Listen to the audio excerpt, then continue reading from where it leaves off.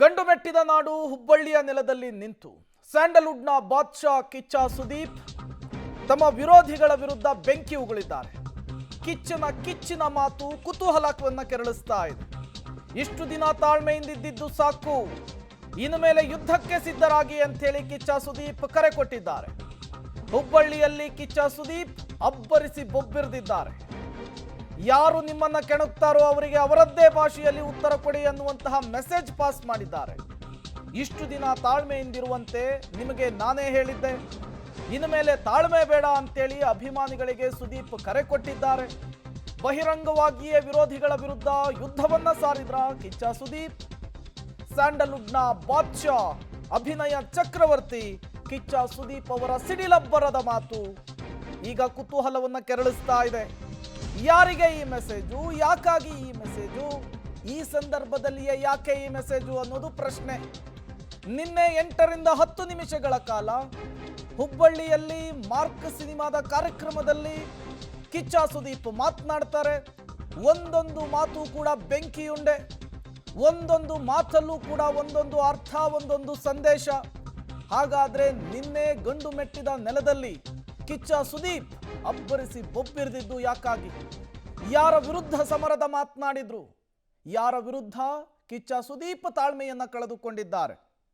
ಈ ಎಲ್ಲ ಪ್ರಶ್ನೆಗಳು ಕೂಡ ನಿನ್ನೆ ಕಿಚ್ಚ ಸುದೀಪ್ ಅವರಾಡಿದಂತಹ ಮಾತಿನಿಂದ ಮುನ್ನೆಲೆಗೆ ಬರ್ತಾ ಇದೆ. 25ಕ್ಕೆ ಥಿಯೇಟ್ರಲ್ಲಿ ಒಂದು ಸಿನಿಮಾ ಬಿಡುಗಡೆ ಆಗುತ್ತೆ, ಆದರೆ ಹೊರಗಡೆ ಒಂದು ಪಡೆ ಯುದ್ಧಕ್ಕೆ ರೆಡಿ ಆಗ್ತಾ ಇದೆ. ಈ ವೇದಿಕೆ ಮೇಲಿಂದ ಹೇಳ್ತಾ ಇದ್ದೀನಿ, ಯುದ್ಧಕ್ಕೆ ಸಿದ್ಧ. ಯಾಕಂದ್ರೆ ನಾವು ನಮ್ಮ ಮಾತಿಗೆ ಬದ್ಧ. ಕೆಲವೊಮ್ಮೆ ನನಗನ್ಸುತ್ತೆ, ಸೈಲೆಂಟ್ ಆಗಿರೋದು ಒಳ್ಳೆಯದೋ ಕೆಟ್ಟದೋ ಗೊತ್ತಿಲ್ಲ, ಆದರೆ ನಿಮಗಳಿಗೋಸ್ಕರ, ನನ್ನ ಸ್ನೇಹಿತರು ನೀವೆಲ್ಲ ಚೆನ್ನಾಗಿರಬೇಕು ಅನ್ನೋ ಒಂದೇ ಒಂದು ಕಾರಣಕ್ಕೋಸ್ಕರ, ನಾವೆಲ್ಲರೂ ಒಳ್ಳೆಯ ಹೆಸರಲ್ಲಿ ಇರಬೇಕು ಅನ್ನೋ ಒಂದೇ ಕಾರಣಕ್ಕೆ ನಾನು ಬಾಯಿ ಎಲ್ಲದನ್ನು ಮುಚ್ಕೊಂಡಿದ್ದೆ ಹೊರತು ಬಾಯಿ ಇಲ್ಲ ಅಂತಲ್ಲ.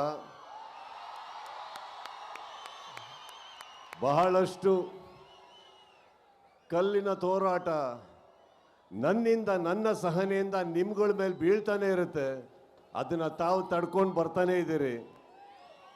ಈಗ ಹೇಳ್ತಾ ಇದ್ದೀನಿ, ತಡೆಯೋ ತನಕ ತಡೀರಿ, ಮಾತಾಡೋ ಟೈಮಲ್ಲಿ ಮಾತಾಡಿ. ಬಹಳಷ್ಟು ಕಾರ್ಯಕ್ರಮದಲ್ಲಿ, ಸಂದರ್ಶನದಲ್ಲಿ ಇದೇ ಕಿಚ್ಚ ಸುದೀಪ್ ಹೇಳಿದ್ದಾರೆ, ತಾಳ್ಮೆ ನನ್ನ ಬಲ ಅಂತ ಹೇಳಿ. ನಿನ್ನೆ ಹುಬ್ಬಳ್ಳಿಯಲ್ಲಿ ತಾಳ್ಮೆ ಕಳೆದುಕೊಳ್ಳುವ ಮಾತನಾಡಿದ್ದಾರೆ ಕಿಚ್ಚ ಸುದೀಪ್. ಹೊರಗಡೆ ಒಂದು ಪಡೆ ಯುದ್ಧಕ್ಕೆ ತಯಾರಾಗ್ತಾ ಇದೆ, ನಾವು ಕೂಡ ಯುದ್ಧಕ್ಕೆ ಸಿದ್ಧ ಅನ್ನುವಂತಹ ಮೆಸೇಜನ್ನ ಕಿಚ್ಚ ಸುದೀಪ್ ಪಾಸ್ ಮಾಡಿದ್ದಾರೆ. ಸೈಲೆಂಟ್ ಆಗಿರೋದು ಒಳ್ಳೆಯದ್ದು ಕೆಟ್ಟದ್ದು ಅದು ನನಗೆ ಗೊತ್ತಿಲ್ಲ. ನನ್ನ ಸ್ನೇಹಿತರು ಚೆನ್ನಾಗಿರಬೇಕು ಅಂತ ಹೇಳಿ ಇಷ್ಟು ದಿನಗಳ ಕಾಲ ಬಾಯಿ ಮುಚ್ಚಿಕೊಂಡಿದ್ದೆ. ಅದರ ಅರ್ಥ ಬಾಯಿ ಇಲ್ಲ ಅಂತ ಅಲ್ಲ. ನನ್ನ ಸಹನೆಯಿಂದ ನಿಮ್ಮ ಮೇಲೆ ಕಲ್ಲಿನ ತೂರಾಟ ನಡೆಯುತ್ತಲೇ ಇದೆ.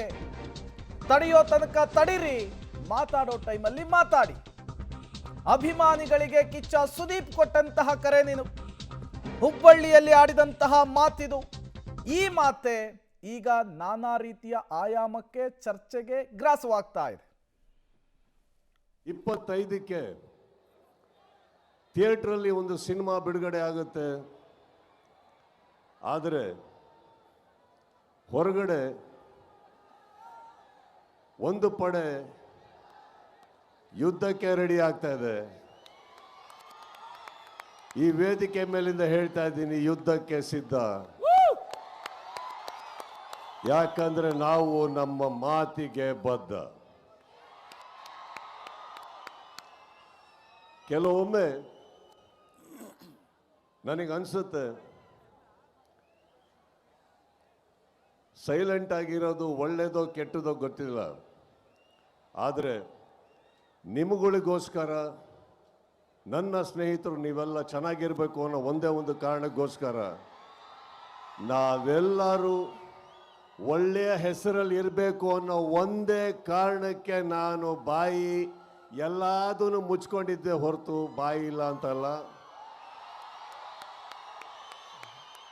ಬಹಳಷ್ಟು ಕಲ್ಲಿನ ತೋರಾಟ ನನ್ನಿಂದ, ನನ್ನ ಸಹನೆಯಿಂದ ನಿಮ್ಗಳ ಮೇಲೆ ಬೀಳ್ತಾನೆ ಇರುತ್ತೆ. ಅದನ್ನ ತಾವು ತಡ್ಕೊಂಡು ಬರ್ತಾನೆ ಇದ್ದೀರಿ. ಈಗ ಹೇಳ್ತಾ ಇದ್ದೀನಿ, ತಡೆಯೋ ತನಕ ತಡೀರಿ, ಮಾತಾಡೋ ಟೈಮಲ್ಲಿ ಮಾತಾಡಿ. ಮತ್ತಷ್ಟು ಡೀಟೇಲ್ಸ್ ಅನ್ನು ಕೊಡೋದಕ್ಕೆ ನಮ್ಮಿಬ್ಬರು ಪ್ರತಿನಿಧಿಗಳು ನೇರ ಸಂಪರ್ಕದಲ್ಲಿ ಜಾಯಿನ್ ಆಗ್ತಾ ಇದ್ದಾರೆ. ಹುಬ್ಬಳ್ಳಿಯಿಂದ ಸುನಿಲ್, ಬೆಂಗಳೂರಿನಿಂದ ಧನು, ಇಬ್ಬರನ್ನು ಕೂಡ ನಾನು ವೆಲ್ಕಮ್ ಮಾಡ್ಕೊಳ್ತಾ ಇದ್ದೀನಿ. ಮೊದಲು ಸುನಿಲ್ ಅವ್ರ ಹತ್ರ ಹೋಗ್ತೀನಿ, ಅಲ್ಲಿಂದ ಡೀಟೇಲ್ಸ್ ಅನ್ನು ಪಡ್ಕೊಳ್ತೀನಿ. ಸುನಿಲ್, ನಿನ್ನೆ ಮಾರ್ಕ್ ಸಿನಿಮಾದ ಕಾರ್ಯಕ್ರಮ ನಡೀತಾ ಇತ್ತು. ಅಲ್ಲಿ ಕಿಚ್ಚ ಸುದೀಪ್ ಆಡಿರುವಂತಹ ಅಬ್ಬರದ ಭಾಷಣ ಇದು.